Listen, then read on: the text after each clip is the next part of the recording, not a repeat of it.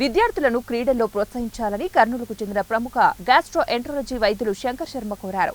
August 29న జాతీయ క్రీడా దినోత్సవాన్ని పురస్కరించుకుని అవుట్డోర్ స్టేడియంలో ఇంటర్ పాఠశాల విద్యార్థులకు కబడ్డీ పోటీలు నిర్వహించారు. ఈ పోటీలను డాక్టర్ శంకర్ శర్మ ప్రారంభించారు. ఈ సందర్భంగా డాక్టర్ శంకర్ శర్మ మాట్లాడుతూ విద్యార్థులు చెడు అలవాట్లకు దూరంగా ఉండాలంటే క్రీడల్లో పాల్గొనాలన్నారు. క్రీడల్లో పాల్గొంటే ఏకాగ్రత పెరిగి చదువుల్లో రాణిస్తారని తెలిపారు. విద్యార్థులు సెల్ ఫోన్ కు దూరంగా ఉండాలని, సోషల్ మీడియా ప్రభావంతో యువత చెడు అలవాట్లకు బానిసవుతున్నారని తెలిపారు.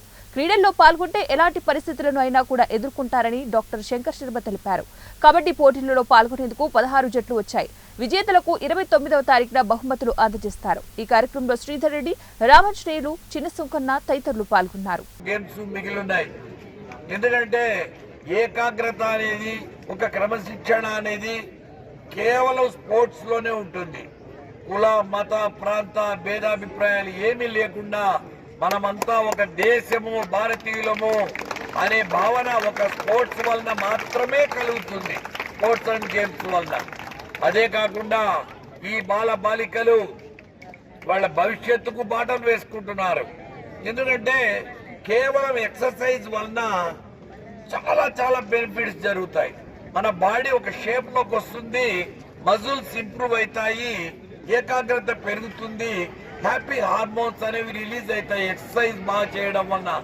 అంటే హ్యాపీనెస్ ఇండెక్స్ అనేది, హ్యాపీనెస్ ఇది పెరుగుతుంది.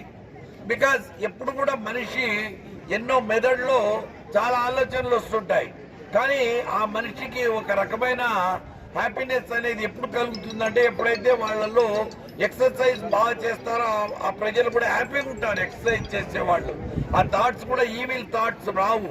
సో అటువంటి మైండ్ కంట్రోల్ కూడా ఆటోమేటిక్ గా జరుగుతూ ఉంది.